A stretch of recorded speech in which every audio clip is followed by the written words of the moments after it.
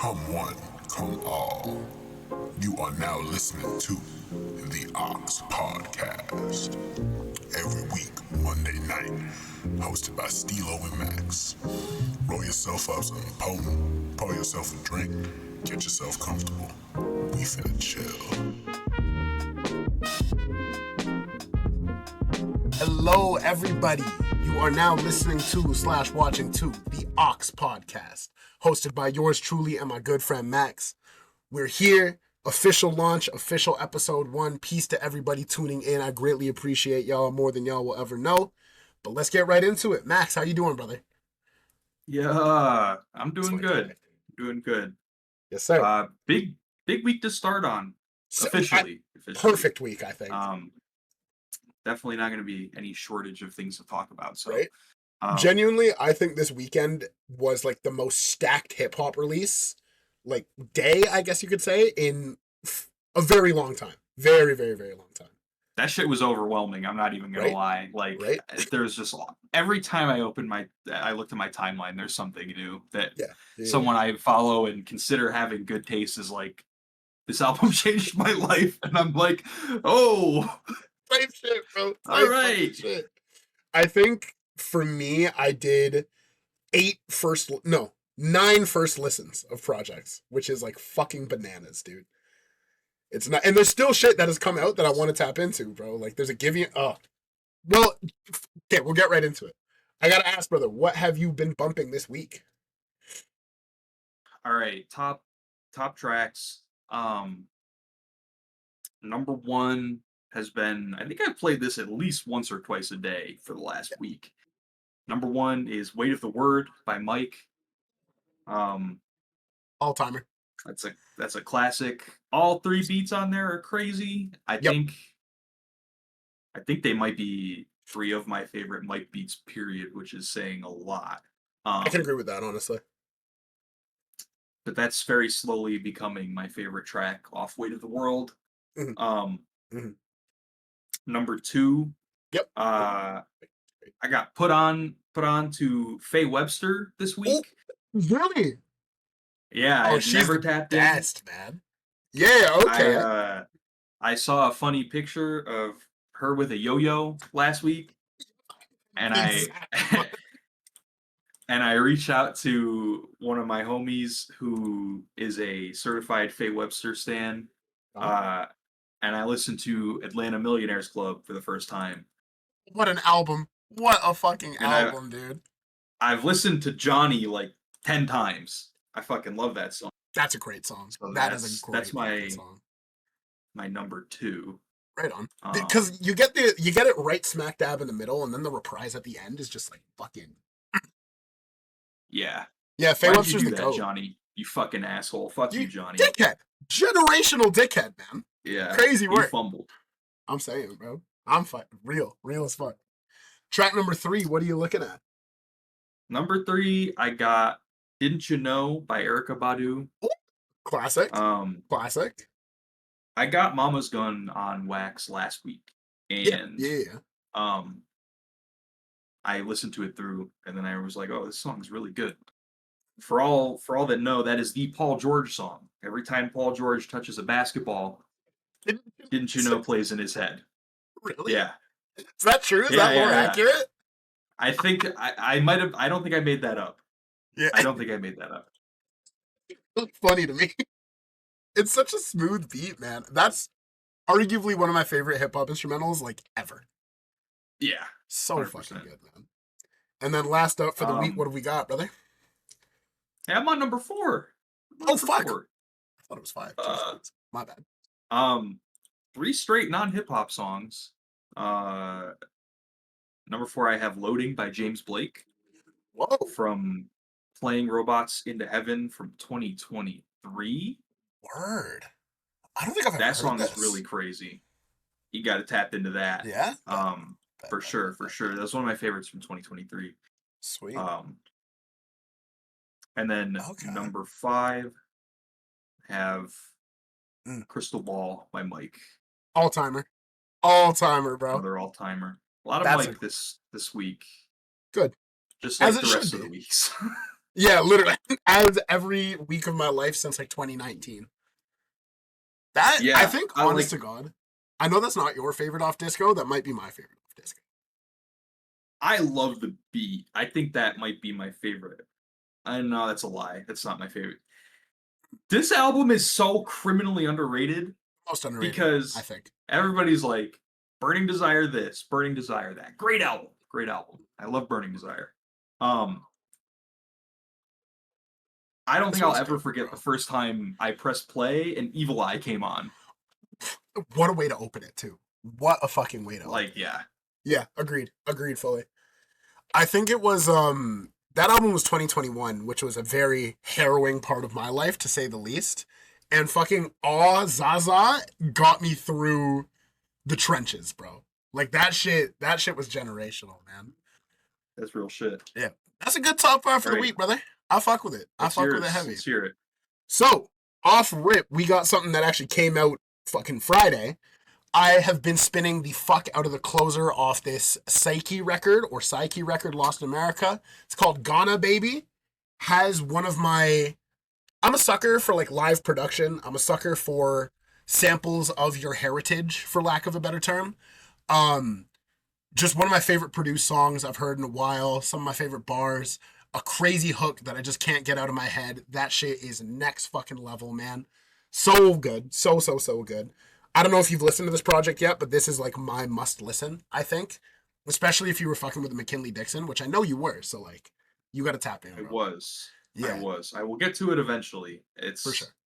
Yeah, there's a lot this week. I'm not even done digesting the McKinley Dixon. I'm gonna be honest. Yeah, real. There's just been so much every week for honestly like the last month. It's been super crazy. I was saying earlier to one of the homies, like, I think this is one of the best years for hip hop in a while, dude. Like 2022 was special. I think this is rivaling 2022 for me, at least. Yeah. Yeah.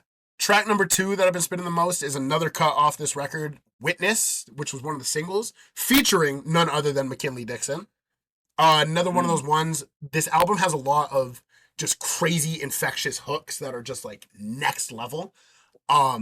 Big fan of that. Really, really big fan of that song. The McKinley verse is crazy as expected. I don't think McKinley has ever made a bad verse. You know what I mean? Crazy, dude. Number 3 is from a project that I've been spinning a lot this year, the Brian Ennals Infinity Knives. The title track off of A City Drowned in God Black Tears. I don't know what it is about this song, because I don't know if you've listened to this album. I have not. It's a must listen for me as well this year, I think.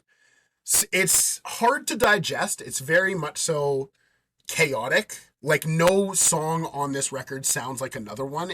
It's like a complete mix of just like genres, and like, it's next level, dude. And this song specifically starts off of like 4 minutes of this like somber acoustic guitar and these like church-like vocals about God saying that he should have killed them. And then towards the end half, like, this whole atmosphere builds up and it turns into like a power metal fucking like next level heavy guitars. Crazy shit. I've been super big on that. Track number 4 is one of my favorites of this year. I think it was actually on my last week as well. Dislocated, Billy Woods, Elucid, produced by Human Error Club, the closer off of his most recent record. That has been just in my brain rent-free. It is...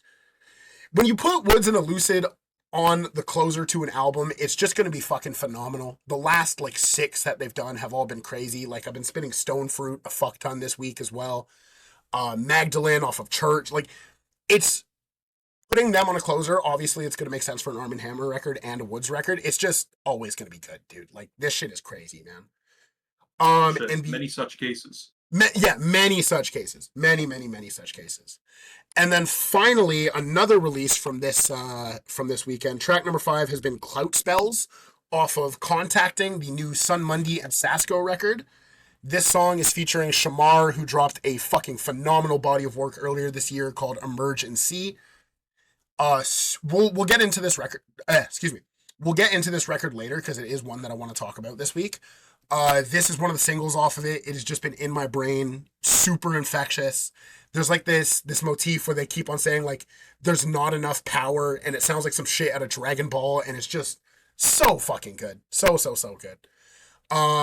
Yeah, so that's my top 5 for this week, which is crazy because, dude, the amount of shit that has come out has been crazy, dude.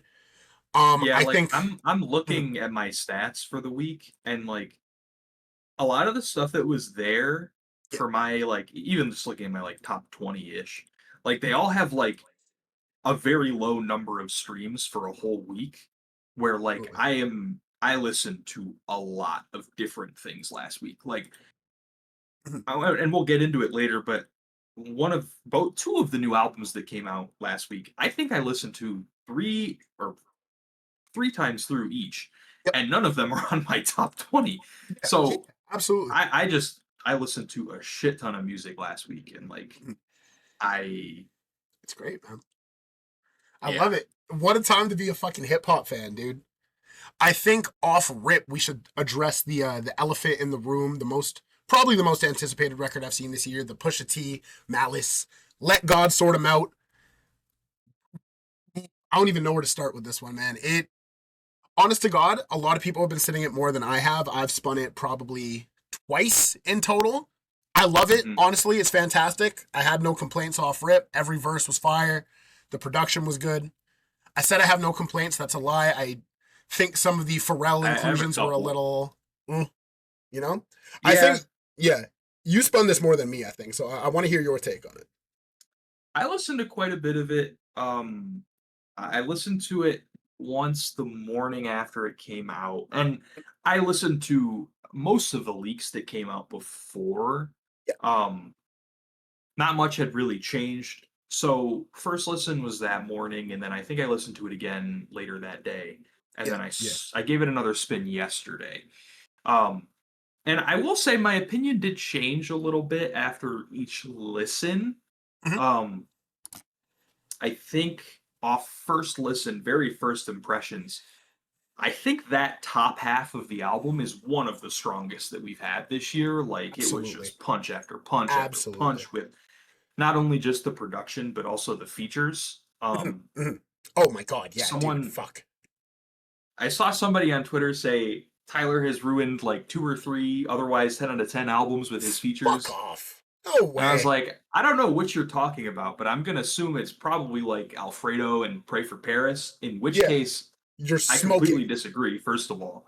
Yeah, absolutely. But he went stupid on that feature on POV. He slid, bro.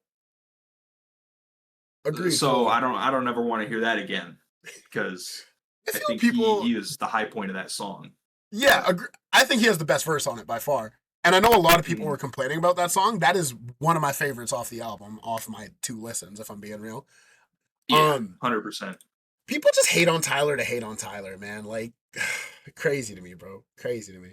I see a lot of people giving Kendrick flack too, and I think that's just the diehard Drake dick riders. Kendrick had a crazy fucking verse on Chains and Whips. Like, that shit was nuts, dude. The 16 bars of play he did with the Gen sound was like, all right, man, we get it. You're really good at rapping, dude. We get it, dude. Bro. Like, man, I know I'm a fucking, I love this shit too much, because I can listen to that over and over and just be like, ugh, like stank face the entire time. You know? Crazy, man. Crazy. So yeah, whole first half, I mean, you've got the intro was good. Agreed. John Legend, I feel like he's just there, and it's okay. Like, I get why he's there. I feel like that job could have been done by anyone, though. You know, like, it doesn't have. Yeah, like, you could get any singer on that, and it's gonna be fire. Yeah, that's how I feel about that part of that song. And then Chains and Whips POV, and then So Be It and Ace Trumpets, the 2 lead singles.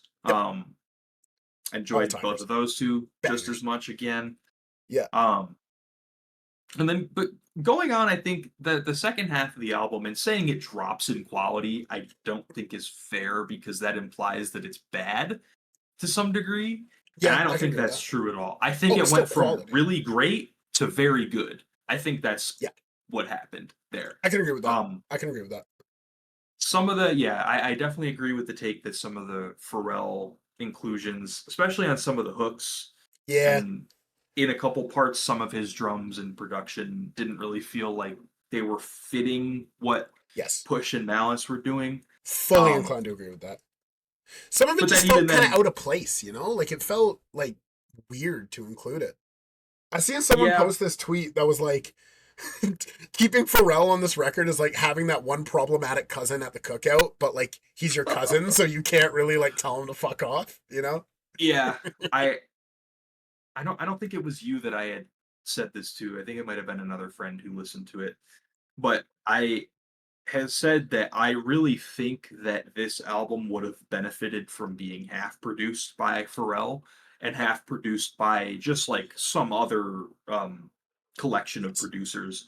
Agreed. Maybe even based on the features, because I like some Tyler really, production really like to hear crazy. Some Tyler production. I think Pusha T, Malice, and Stove God over like Conductor production would have been crazy.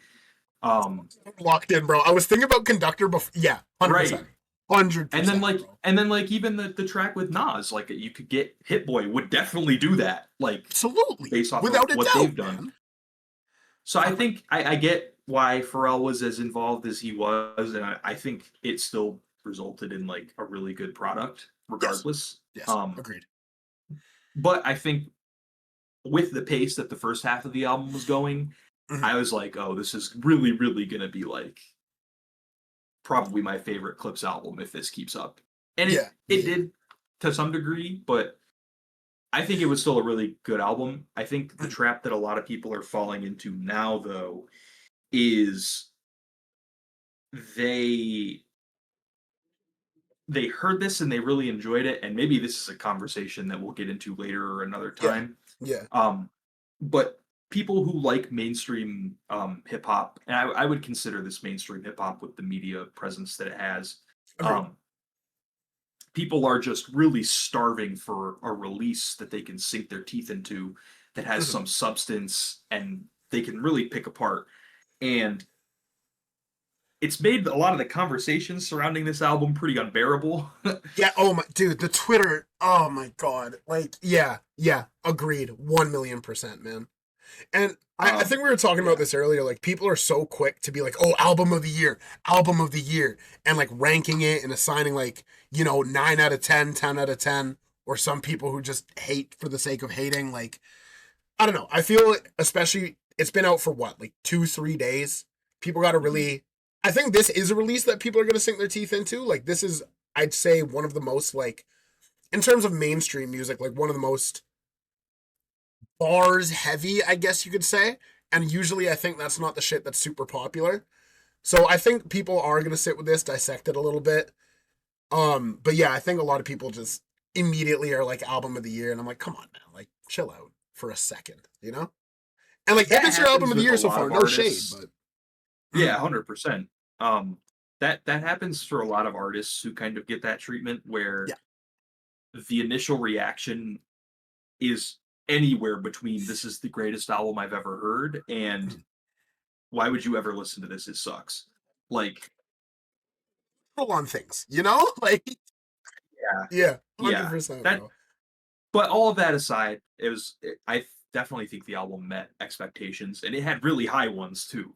Yes, absolutely. I'd say this would be the most anticipated mainstream hip hop release for this year, like easily. Yeah, you know? I 100%. Like, the rollout started in like April, I want to say.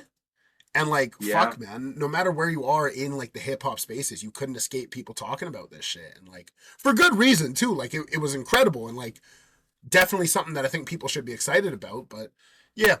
Also, I just want to say they're cowards for only letting Stove God Cooks do a chorus. Give that man a verse. What the fuck are you doing? You know what? I love the Stove God Cooks chorus. Yeah, which is free Stove God, man. Like, please, God. Not even that. I think he could have done a feature. I just don't think they wanted to get out rapped. That's real, actually. That's real as fuck. I was going to say that's a hot take, but Stove God, man. He had a chorus and he still had, I think, the best line on that song. Yeah. With Fetty so strong, you gotta bag it with one eye closed. I didn't even catch that. Yeah. No, that's wild. The only reason I caught it was because it was that, and then the caption was Fetty Wap, and I was like, holy shit. Yeah, that's good. That's good shit, man. This is definitely one that I'm gonna listen to a lot more later throughout the year. It's just like we're saying, man, there was so much shit that came out this weekend that I wanted to tap into. Something that I think everyone should listen to is that new Open Mike Eagle project, Neighborhood Gods Unlimited. Dude, fucking I seen someone say this is like the blue collar everyday man's rap versus the Clips I'm mad that you're not as rich as me type situation. And like honest to God, yes, I can agree with that. Cause this is like a super just down to earth, logical, just like he's just spitting that real shit, man. And it's nothing that you have to unpack. Like it's really fucking good. Really, really, really good. I'm not the best at picking up like bars and specific lines off of first, second listens. And truth be told, I have only spun this 2.5 times, give or take. But man, like it's just good quality raps, amazing production, top to bottom. I definitely am going to revisit it, but there were no songs that I kind of like, what's the term? Like threw up a note. What am I trying to say? Sorry, Jesus Christ, I have brain damage. Every song sounded good, pretty much. There was no songs that had me like standouts. Yeah, no standouts in a bad way, and not necessarily in a good way either. I really, really like the single off of it, Contraband, The Plugs Has Bags of Me. Production was incredible. That was definitely one that like stuck out to me of recognizing it, but that's also because it was the single. Super good album though. Super, super, super good album. Did you end up listening to this one, or did this one escape you for the time being? I did not. That one, as far as next releases go, is the one that I've seen the most talk about. So yeah, I'll probably dig into that one next for sure. When I do. I'm about through listening to the new stuff from last week, so I'm thinking in the next couple of days I will be tapping in. For sure. And there's so much shit that like I know you haven't listened to. There's shit that I still haven't listened to fully yet that like I know I need to get into. Cause like, man, like what a fucking week, dude. What a fucking week. I guess next we'll talk about the album that Nicholas Craven told everyone to listen to before Clips, Late to My Own Funeral. I'm sorry, Nicholas Craven. I did not listen to it before Clips, but I didn't listen. It was second. Yeah, dude, it was second for me. I didn't get to this one till like late Sunday, if I'm being real with you. Cause fuck, the first I spun the a Sneaky Preacher record, his debut first. Shout out to my man Sneaky Preacher. We'll get into him later. This was one of the later ones that I listened to. I fucking love it though, personally. Like, you're never gonna have a bad time with Craven and Boldy. And like, all things considered, with Boldy's output this year alone, I find there's like not a lot of standouts either. Like, you know what you're getting into when you're listening to a Boldy James album. But like, this one was fucking incredible, honestly. Like, it's never a bad time when you're listening to a Boldy album. But this one was, I think, special. Definitely one that, if you're going to peep one from this year, tap in with this one for sure. I really enjoyed it. And I knew I would based on the stuff that they've done together previously. But something really interesting to me that I think this duo does a really good job of bringing out of each other is all three of their albums together are very different sounding.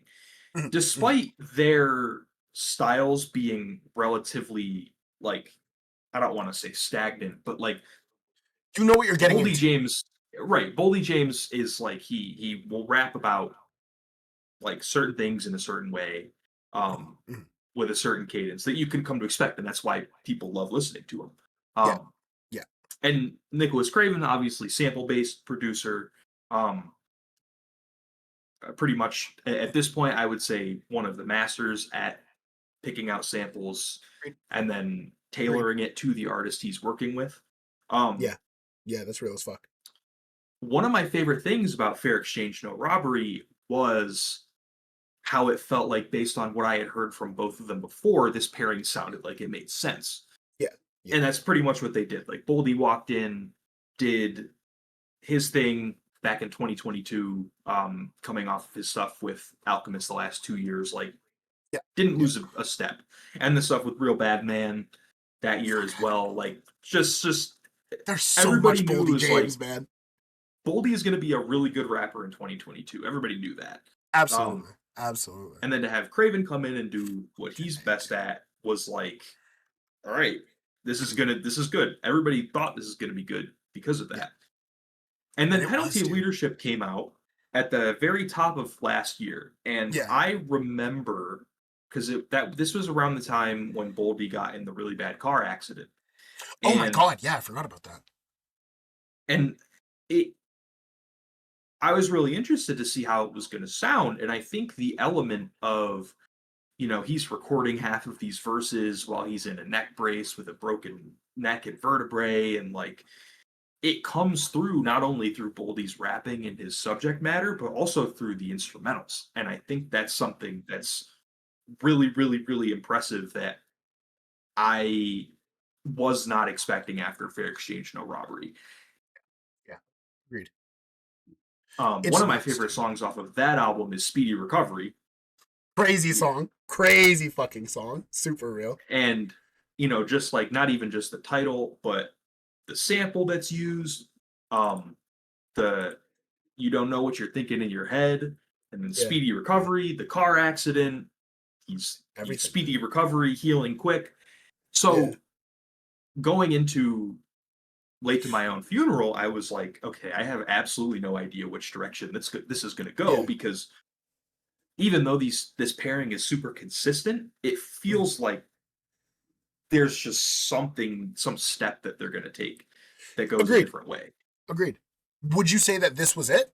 This album? Because I think so, man. I think so. I think it was. And a lot of the discourse that I've seen around this album already is, what's your favorite of the three?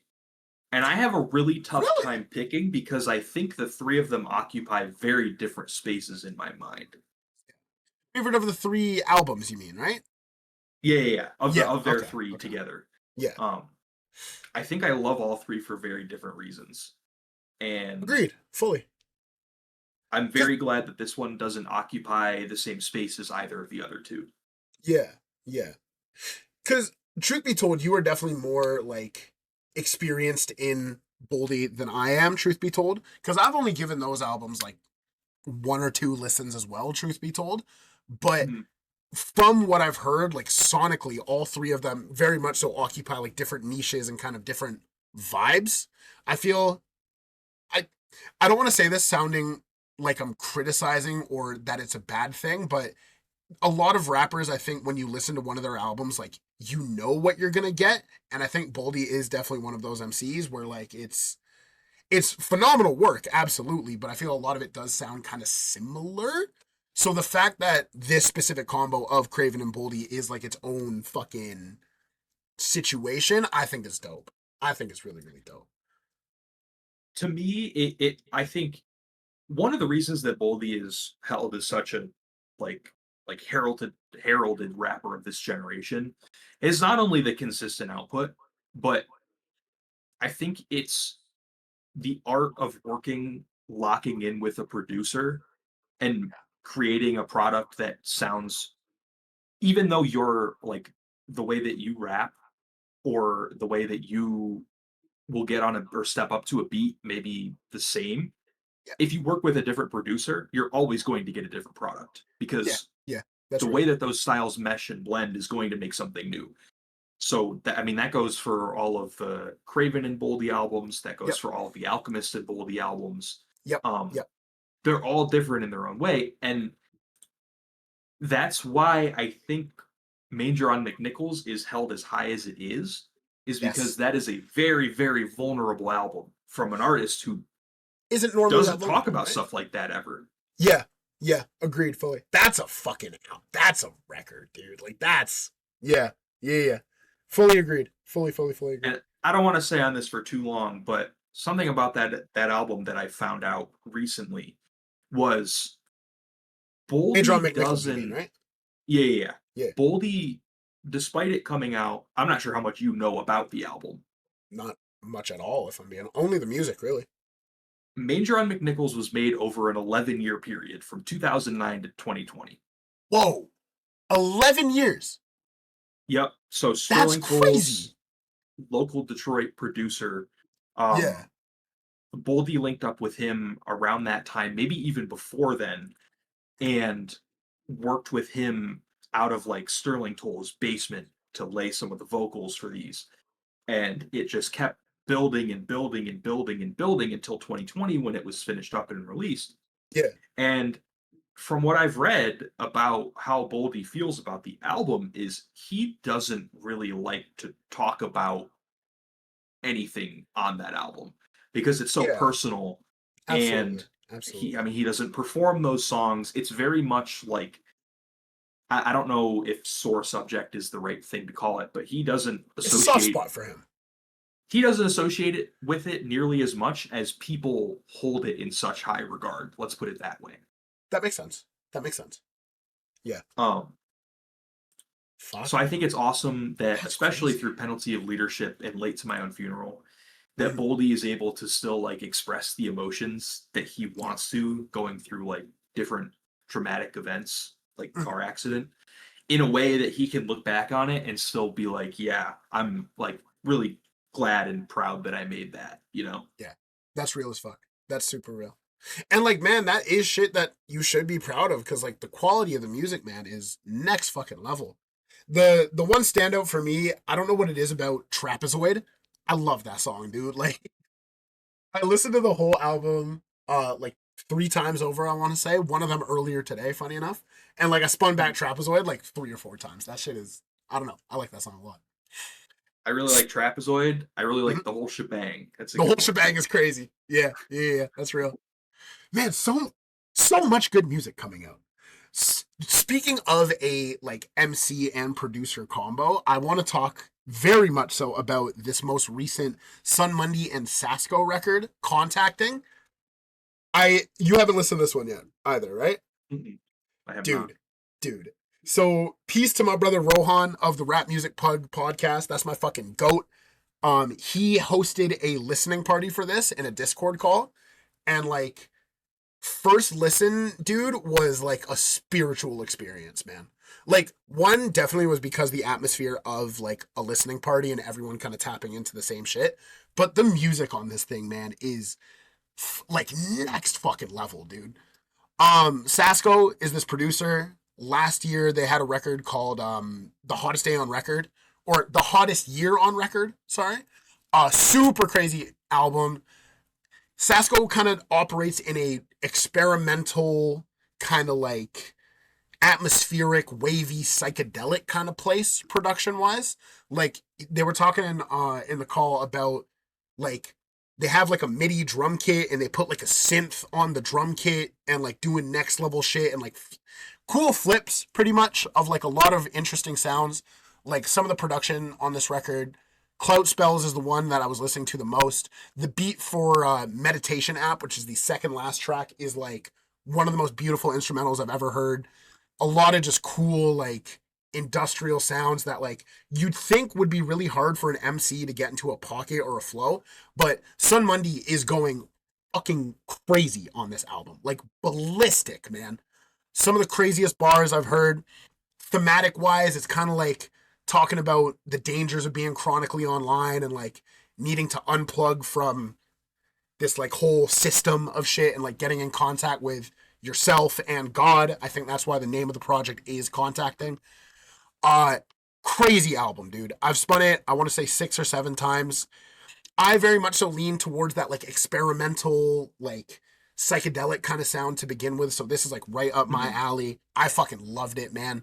All the features on it too. There's a bagel verse which has this one line that sticks out to me every time where he says, "Sometimes a side chick is a guilty conscience," and like, yo, like, oh, that shit, it's crazy. It's crazy.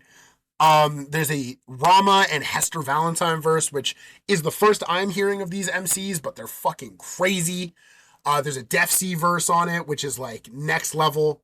The opening line of that Def C verse, I don't want to say it because it's a little crazy, but also, I don't want to spoil it for anyone who is planning on listening to this, but like, it's crazy, dude. Then on Algorithm Power Lines, Sun Mundy and Joaquin Fox, peace to him as well. They do this like back and forth shit that's like Shaq and Kobe. It's so good. Genuinely, like, I know we talked about not really ranking albums with a numerical value, but this is damn near a perfect album for me, just because I love all that kind of shit.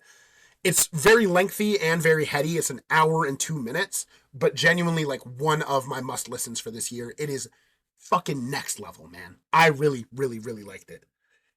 So yeah. Before I bring up and like kind of continue on a point that you had just brought up, because I feel like typically through these episodes we'll have like one kind of specific point that we fixate on kind of the back half of the episode. Are there any other releases you want to get into quickly before we do some of that? Definitely. There's like fucking 3 more, if I'm being honest with you, man. Like, this shit is crazy, dude. Also, for my visual people who are watching this, you may notice I'm working off of the Aux Week 1. It's a Spotify playlist. I'm going to be putting it in the description so you can listen to all the shit that we've been talking about. That'll be in the description. Just wanted to let y'all know. Next release I want to get into is Alleyways by my guy Sneaky Preacher. Shout out to the Greater Toronto area rap scene. He's based out of, I'm not going to dox the guy, but he's like within the community. I saw him live once at this like Prem Rock show that, funny enough, my brother Rohan was kind of putting together. Super dope. I believe this is his debut. About 44 minutes in runtime. Just good, feel-good raps. This might sound critical. I don't mean it critical. He's not pushing any boundaries. He's not doing anything too crazy. But within the pocket that he's operating, just like good boom bap, feel good, clever wordplay. Really good shit. Really, really good album. Definitely give that a peep. Peace to everybody in Secret Scriptures. My guy No God, my guy Big Z. Everyone's doing dope shit. No Naz as well. Just wanted to give those guys a quick shout out. Super dope record from earlier, this fucking stacked ass Friday that we had. Next album I want to get into is going to be the Fatboy Sharif and GDP, Endocrine. Dope little 20-minute EP. Fatboy Sharif, one of my favorites, always doing cool, experimental, grungy, grimy, psychedelic shit. This is the first I've heard of GDP. Not too familiar with their work, but the contribution, I believe they mainly produced the record and has some guest vocals and verses. I fucked with it super heavy. The song Luchador Mask has like this crazy fucking like Lucha Libre, Nacho Libre type beat, as I like to call it. Super dope. Super, super, super dope. That shouldn't be in there. Don't worry about it. Last one I want to get into, and easily my most spun this whole weekend, is Lost in America by Seiki. Crazy fucking album. Crazy, crazy album. Super dope, live, jazzy type production, good vocals, good melodies, good hooks, lyrical content, something that I fucking love and relate to. The album Lost in America, the whole idea of being like a firstborn generation of immigrant parents. He's from Ghana. Talking about feeling out of place in a land that you were raised in and kind of like, you shouldn't be here in a way. Why aren't you back home in the motherland? But then like on a lot of the interludes, especially Greenest Grass is where I kind of think about it the most, is like, even if you did have that opportunity, like, is the grass really greener on the other side? Super dope album. Speaks to me personally as a technically child of an immigrant as well. Like, super dope album. Genuinely like one of the ones that I think you like need to listen to this year if you're going to listen to anything. And then the last release I want to bring up came out, I believe, on the Saturday. Peace to my very good friend Millennium, the fucking GOAT. They just dropped this album, May We Be Recompensed for the Tremors of the Earth. One of the craziest experimental, grungy, like, interesting sounds. A lot of crazy verses. Primarily from a ghetto philosopher, one of the craziest MCs I've heard. Frequently collaborates with Millennium. There's a chef or ex-hef verse. If you're listening, tell me how to pronounce your name because I feel bad butchering. Anyways, a lot of cool shit. Runs about like, I think 30 minutes in runtime. Super experimental, grungy. I know it's not going to be a lot of people's thing just because of like, not accessibility per se, but like harsh, abrasive sounds. Fucking, like, cannot recommend it enough, though, if you're into that kind of shit, because, like, good God. Incredible, incredible, incredible, incredible shit. And I think that's everything I want to talk about in terms of releases. Yeah. Crazy weekend. That's all the shit that I listened to. Still spinning a lot of my old shit, a lot of the regular shit, you know. And we're making moves, man. Real shit. So I just went fucking rapid fire there for a second. No, I was about to say I had a couple other things I attempted to listen to, but I don't think they're worth sharing. Oh, really, huh? Yeah, I'm not gonna do that. I'm not gonna do that. Yeah. I'm not gonna do that. I know the exact project you're thinking of. My life isn't any worse for having listened to it. So yeah. I'll say that. But I don't think there's any reason to share my opinions on it. For sure. So something that you had brought up that I want to touch on that I think is really important to the accessibility of music within this space is the concept of the development of your taste as a listener. Yes. So I think where you start out in, I guess, this like subgenre of hip hop where a lot of these like circles are interconnected and they have these connections between them and they have these very big central pieces that are very slowly like ascending to, you know, super popular statuses that is really unseen in like this sphere. I think it's really important that something you said specifically is you typically lean towards like the more experimental bag, the absolutely. Like psychedelic, grungy, weird shit, obscure, stuff off the beaten like path. very off beaten path, exactly. Like for sure. That area, like you feel comfortable with the uncomfort, for lack of a better term, right? Absolutely. I like when shit sounds like depraved, you know? I know that sounds nuts, but like that like real, just like fucking like, whoa. My brother, the coin term, scaring the hose music. I'd be terrifying the hose, bro. Yeah. For me, like, I think the album that really started my, like, for lack of a better term, like more critical listening of especially hip hop was Let the Sun Talk. I listened to that pretty much right when it came out because a friend I was going to school with at the time was like, yo, you got to check this shit out. And I'd been like listening to, you know, like Earl. I think it was tapped in with like Griselda, Makami, like that, like already pretty underground shit. But that album specifically, like I know you can attest to it, production wise, is kind of very unique. And I think if someone's starting to delve into that kind of shit, after that, man, like something switched in my brain. I'm more attracted to the albums and music that sounds more like out there, you know? That's just my thing. I don't know. I think, and I think you and I operate very differently in that way, where you can first listen to something, no matter what it is, and you can probably find something that clicks instantly that in some way, shape, or form has you coming back, right? Oh, absolutely. Absolutely. Don't get it twisted, though. There's a lot of albums that don't really do it for me that I still enjoy. Right. Yeah. And I think the way that I operate is a bit different in the way that if I hear something and it's from an artist that I'm not familiar with, I will listen to that and not necessarily like form my opinion based on the one thing that I heard. Okay. But my thoughts and opinions on what I listen to will definitely impact when and how frequently I return to this artist. And I think that's what most people do subconsciously, whether they like want to admit it or not. Because I think people have also a limited time to listen to music, and I completely understand only wanting to listen to things that really click for you. But in the way that you will kind of dive down these like rabbit holes of these sounds that you like find yourself being drawn towards, it's taken me a lot of time to get into a lot of artists who are even held on these like pretty high pedestals within this space. Like I think we talked about it. I might have been like six or so months ago now. I had never really like tapped into Arm & Hammer prior to then.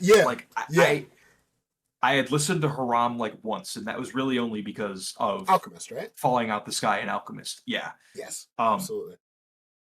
And so even then, like, and don't get it twisted. this is also another thing. Like, there is, we have the capability as human beings with working brains to give people credit, even though we don't listen to their music, right? 100%. Just because I have understood that Billy Woods and Elucid are two of the best writers of this generation before I started like really listening to their music. Absolutely. Absolutely. It's not hard to notice that. Like, you have to be actively trying to ignore it if 100%. That's what you want to do. You can listen to one verse of theirs off of any song and be like, this is the craziest fucking verse I've ever heard in my life. I feel any verse that they have, you could be, fully agreed. Anyway, sorry. Like, I guess what I'm trying to say, and to kind of put this into some sort of like prompt where we can discuss a little further. Yeah. So you had mentioned Mavi and Let the Sun Talk. For me, I think my really like massive introduction to this scene was through the whole Griselda sound. Like, I've listened to every West Side Gun, Benny, Conway, by extension, Boldy James album since at least 2020. A lot of them way before that, multiple times through. Of course. That was very much like space that I occupied in that. Like that, in broader subgenre, right? Yeah. Right. Yeah.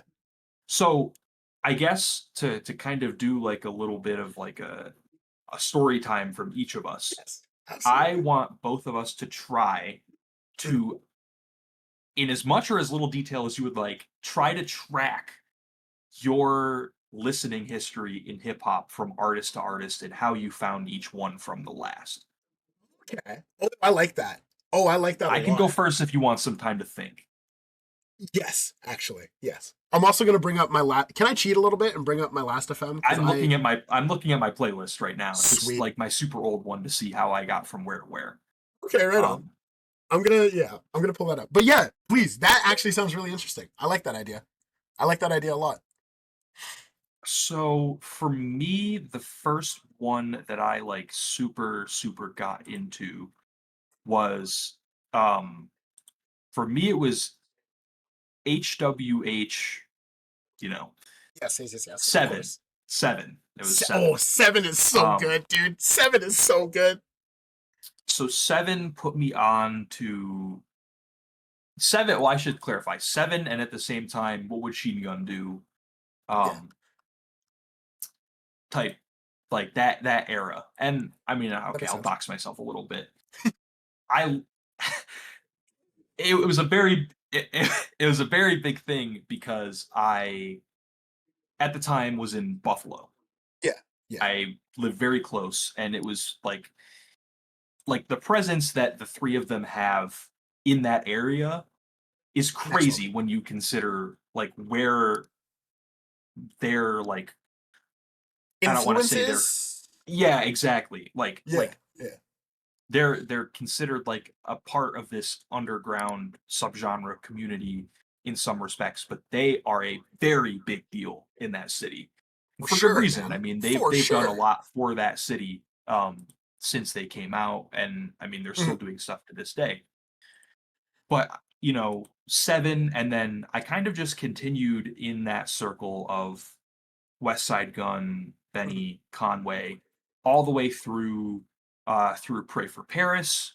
Pray for Paris is where I really started to branch out, and I got super into Boldy James, like we've talked about. And then I went on this What song on Pray for Paris is Boldy on? He's on one of them, right? Yeah, Claiborne Kick. The one where Gun's voice is like pitched down 5 octaves and shit. Yeah. And a big left turn that I took in my taste in like 2020, 2021. Yeah. I became a massive Freddie Gibbs fan. Like, get my goat right on. Okay. Like insanely big Freddie Gibbs fan. Like, I'd say that's still relatively in like a similar niche though. Yeah, but especially with his now current relationship with that group, it is a little different now. Is there beef that I'm unaware of? There's beef, yeah. Oh, unfortunate. Specifically between Freddie and Benny. Oh, I have heard of this. Yeah. Yeah. Okay, that makes sense. It's a shame because that would be a fantastic joint creative venture, I think. Yeah, I mean, we got Frank Lucas from Alfredo, and it was like, wow, we'll never get another one of those. Again, dude. Like, okay. Brutal. Fuck, I haven't listened to Alfredo in years, man. That's an album. That's a good fucking album. Anyway, so yeah. Freddie Gibbs was a big expanding point for you, for lack of a better term. Yeah, and then so kind of went off Freddie Gibbs. I really dug through his discography. Bandana is still incredible. Probably Bandana and Pinata are two of my favorite hip hop albums ever. That'll never change. Super real. And then the Freddie Gibbs kind of and all of these little pieces are interconnected because all of these artists to this point still work with each other. Yeah.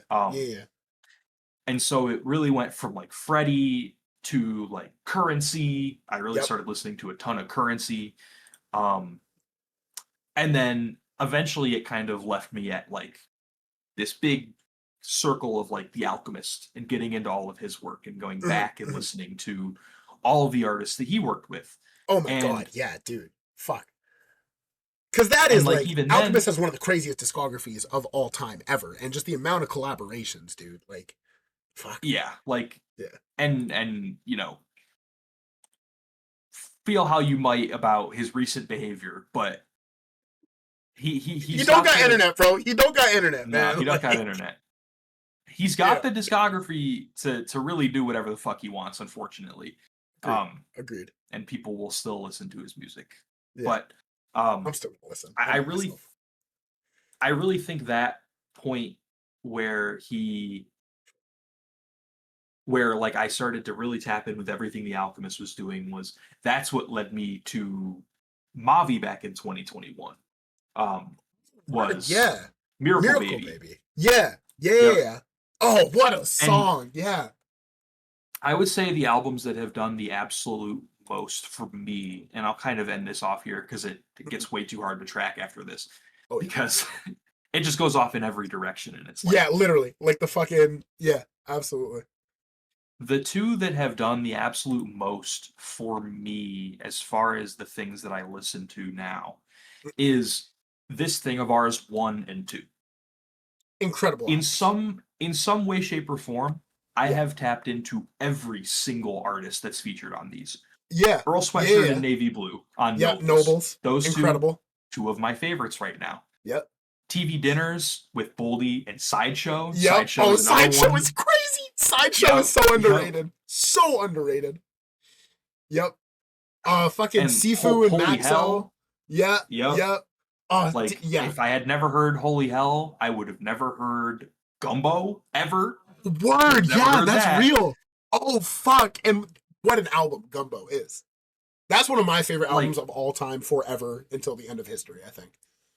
Yeah. And he just keeps reinventing his sound. Yeah. And then Thing of Ours This Thing of Ours 2 with Mavi, Mike. Yep. There's a Maxo cut in that as well, right? There's not. There's a Zaloopers song. Yep. Okay, right on. Yeah. Shout out to Zaloopers, yo. And then Flying Spirit with Bruiser Brigade was my introduction to Bruiser Wolf and Fat Ray. Oh, really? Yep. Oh, shit. Okay. Yeah. Oh, fuck. Yep. The eventual tie back to Vince, because I've been a Vince fan forever since Big Fish Theory. Of course. But all of these artists and how they, and even the ones that have I don't want to say ascended past this subgenre, but the ones that have gotten the recognition that they deserve is a good way to put it. Yeah. Artists like Vince, Tyler frequents this circle. I want to say Rock Marcy has surpassed it just because he's prolific. One of the craziest just ever. So many artists like that have just constantly returned back to this sphere because they understand how important it is for the furthering of the culture within hip hop. I think absolutely.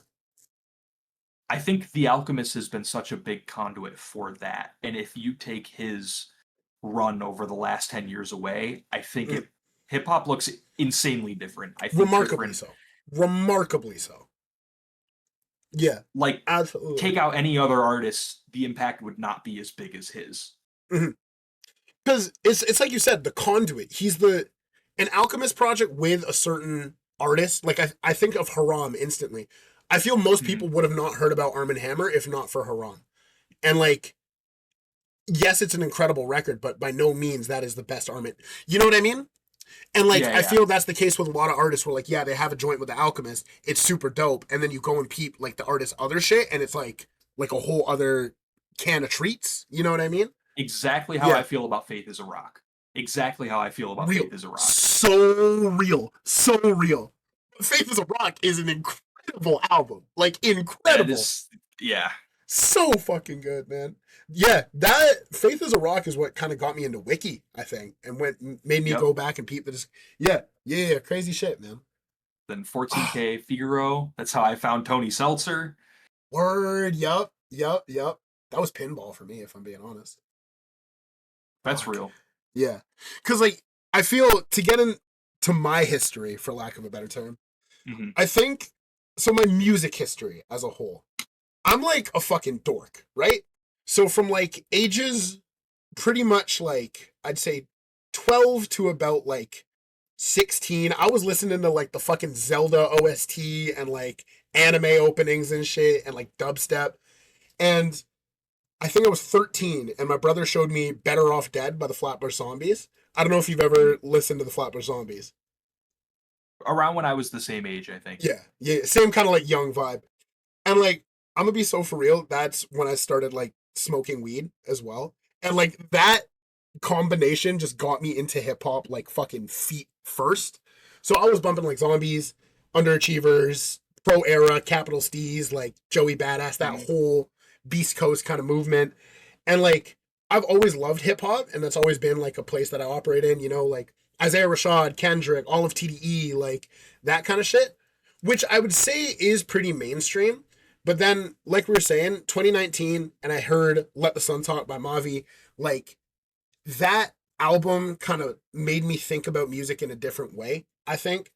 And then I tried looking for, like, more obscure MCs. I found Mike around this time as well with War in My Pen, which is, like, a crazy fucking album. Shout out to Mike as well, because his discography as well, I think is one of the greatest in hip-hop history. Like, you can look at just 2020 to 2025 and it's already crazy, but you go back to the shit before that, like War in My Pen, May God Bless the Hustle, like Tears of Joy. Like, dude, it's crazy. I had this conversation with somebody else the other day, and I would put Mike's 2020 to 2025 run against any other artist. Yep. I can agree with that. I can fully agree with that. Because, like, it's a 5-year span and it just keeps getting better, but you go back and it's still just as good. You know what I mean? Yeah. Like, Weight of the World hits just as hard as it does now as it did when I was 19 years old when it came out. You know what I mean? And, like, man. Definitely, I remember when Sick came out by Earl Sweatshirt. I'd been listening to Earl for years. Like, you know, Doris, Don't Like Shit, I Don't Like Shit, I Don't Go Outside, some rap songs, classic albums. Sick put me onto Z-Loopers and Arm & Hammer, which I think was, like, if Mavi was the lighter that ignited the fuse, Arm & Hammer was, like, the explosion that really, like, put me into the scene, for lack of a better term. I'd heard their verse on Tabula Rasa, and I was like, this is fucking incredible. What did I just hear? Then I clicked on fucking Arm & Hammer, or I think the credits were just Arm & Hammer. It didn't say Billy Woods Elucid. I thought they were the same person at first, like, on my first listen. And then I went and I listened to Haram. And, like, hearing Tabula Rasa, and then, like, right after hearing Sir Benny Miles, and then going into like, that was a life-changing experience, man. Like, oh my god, dude. And then obviously you go back, you peep Shrines, you peep Paraffin, and then you find their individual work, and, like, Woods is one of my favorite. If someone were to ask me, like, an artist to encapsulate the kind of shit I listen to, I would say Billy Woods. Because to me, I think he's the perfect encapsulation of what I love about hip hop. You know what I mean? And then like, fuck man, going through a Lucid's work, like, oh. And as a result, you tap in with a lot of the backwoods shit. So like Akai Solo, Shrapnel, Curly Castro, and Premrock, like two of my also favorite MCs. Then through like Akai Solo, you find your Fick in your lungs. And like, I could go, if I went through, I gotta, hold on, let me do my top artists. Let's do TAAT. Yeah, it's like you said though, man, like the way we listen to hip hop, you find one thing and then it just expands outwards like crazy, man. Cause like I heard Outta Earring by Navy Blue through Earl, cause the feature on The Mint off of some rap songs. I was tapped in with Navy Blue, and then In Good Hands, which I think is like my favorite song of all time ever. That's how I found Ka, and then through Ka, like you fucking like, dude, it's R.I.P. to Ka, man, for real. Yeah. And like, dude, man, there's just so much good shit. And I feel like, especially with me, this is gonna sound crazy, I use Twitter to find a lot of the music I listen to, because like, you have so many of these cool underground artists that are just like that's oomph as well, you know what I mean? Like, that's the homie, you know what I mean? Like, it's crazy. Like, I'm thinking about all the, like, I keep on going back to this one project called Wavelength by No God. And like, No God, that's the homie. Like, that's my guy. You know what I mean? And I'm still spinning the music, and it's good music. And like, it's so cool to just be interconnected with these communities. And like, that's kind of what makes it for me, you know? And like, yeah. I don't want to sound like I'm bragging or anything, but like I have the Backwoods Studios follow. I have Premrock following me. I have a lot of artists that like I fuck with following me and interacting with me and like making it feel more personal, you know? Like, it's dope, man. It's super dope.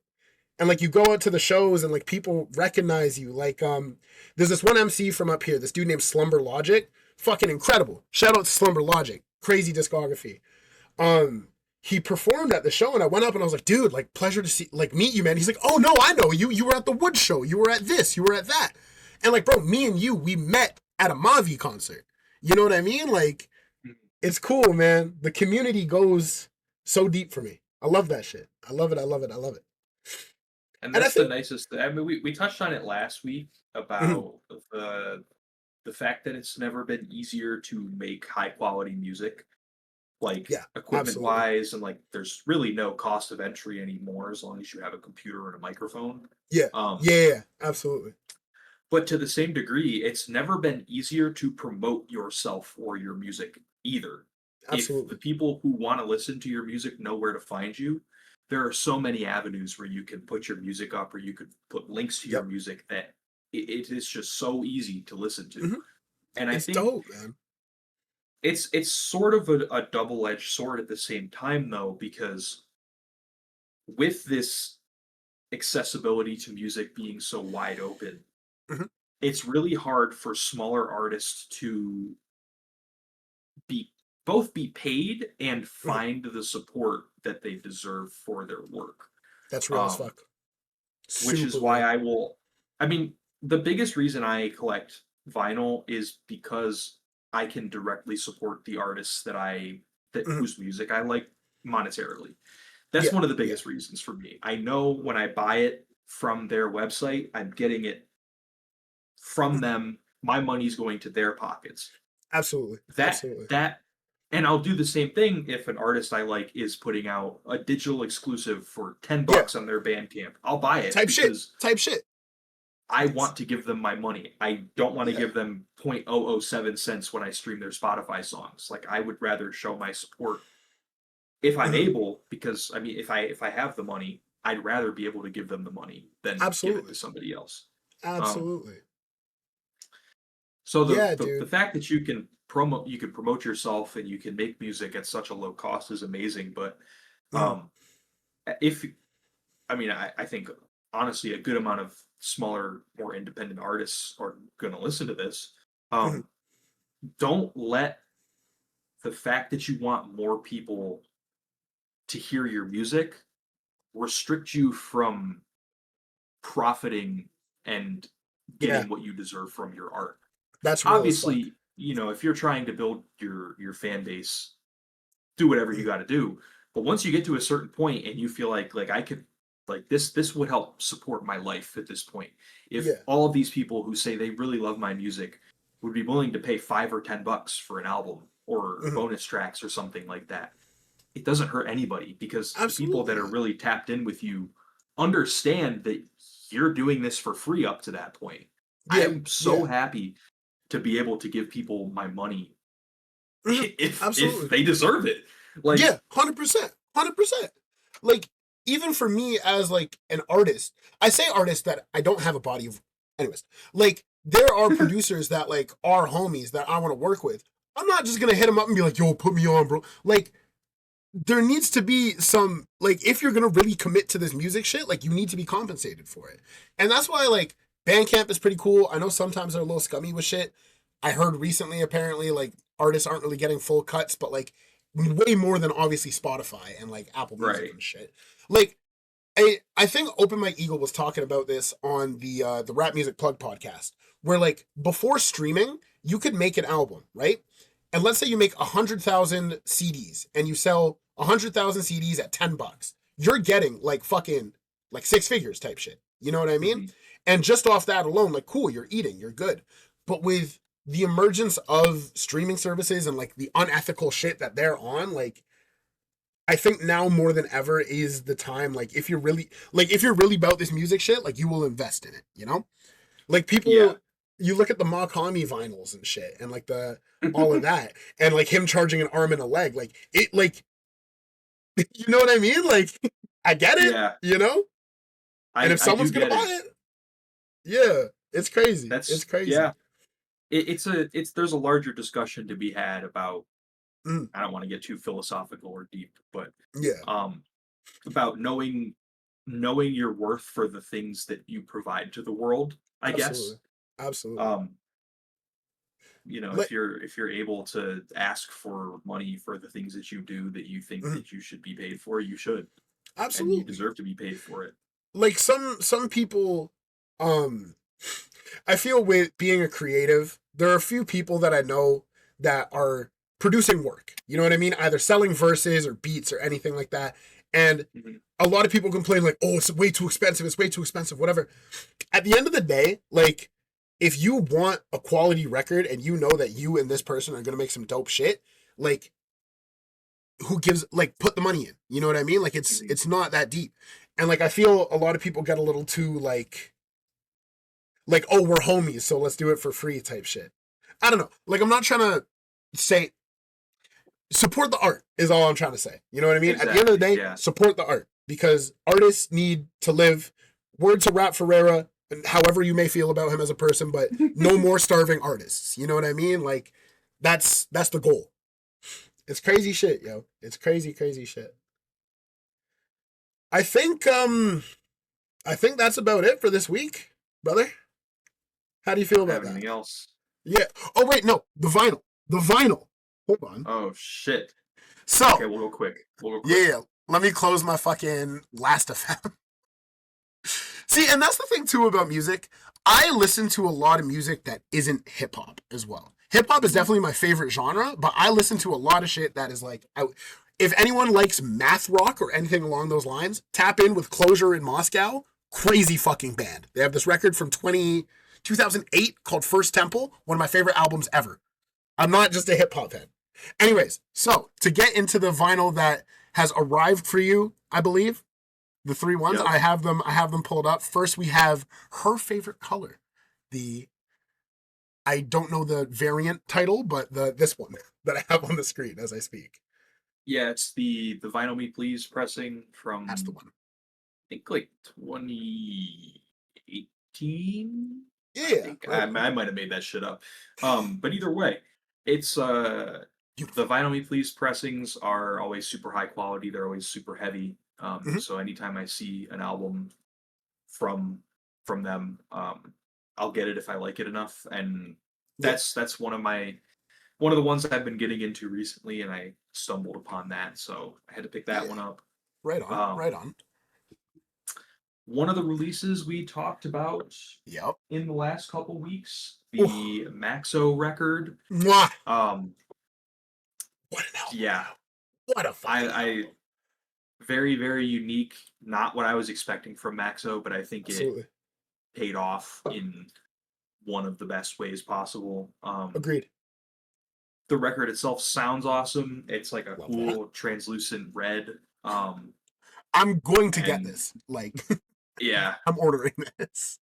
Everybody go stream Mars is Electric. Stream Mars is Electric. For real. One of my favorites of all time ever. Little Big Man is a formative album to me. Like, that shit. Yeah. Yeah, type shit. And the last that you picked up. The last one, We Buy Diabetic Test Strips. Beautiful.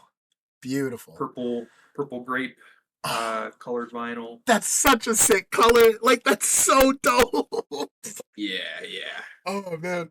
What an album, too, yo. It was a little overpriced, but I still bought it. Of course. Because support local record stores. Real as fuck. Don't buy from Amazon. Fuck Amazon. I don't want to dox myself, but fuck the one vinyl store that's in my local mall, too. They tax. They tax, and like they just on some sketchy shit sometimes. They're just on some sketchy shit. It's whack. I'm very blessed to live in Toronto, so there's always an abundance of good local record stores. A lot of good shit. I forget the name of the store, but I saw what was it? Metal Lung by Shrapnel there, and I was like, dude, like, I don't have it. I'm just broke right now. Otherwise, I would have copped. But like, oh yeah, support your local record stores. Shout out to these Stream Maxo. For everyone who wanted to check out the music that we were talking about, I'm going to link the playlist that I made in the fucking description. And then, yeah, dope week for music. I think the one takeaway I want to tell people is listen to Lost in America, because, like, one of the craziest releases for me this year. Love it to death. That is my pick. Do you have a pick for an album that you want people to listen to? This week, I think everybody should go. Let's stick with if you've never heard Atlanta Millionaires Club by Faye Webster, go listen to that. So fucking real, actually. Yo, and she's tapped in too. Like, I don't know if you know who Father is, but like Father, Father, like, he's on the record, yeah. That shit came on, I was like, what the fuck? Like, why is this happening? So fucking good. Shout out Father too. Yeah, Atlanta, one of the craziest albums of all time. And yeah, don't get into it. Like, we talk about hip hop, but we listen to some different shit. And it's dope. So yeah, thank you everybody for listening. Thank you for tapping in. I've been Steelo. You see my fucking Twitter and Instagram down there if you want to tap in with me. Thank you for listening to the Aux. You have no idea how much I appreciate the support on this silly little fucking thing that we've made. Shout out Max. Thank you so much for like giving me this idea pretty much. This shit is dope. I'm really happy to see what's going to happen, see where it goes. And yeah, man, I hope everyone's good. Yes, sir. Yeah. I'm going to mute my mic and my thing, play the fucking... Can I play music? Am I allowed to do that? Probably not. If you put it on YouTube, probably not. Let me play some random beat that I have on my desktop in that case. Hold on. This is so scuffed. I think like I spruced it up a little bit, but the podcast is still going to be scuffed, and I like that. Anyways, thank you all for joining us. This has been the Aux Podcast. That's loud as shit. Let me turn that down. Everyone be well. Mush.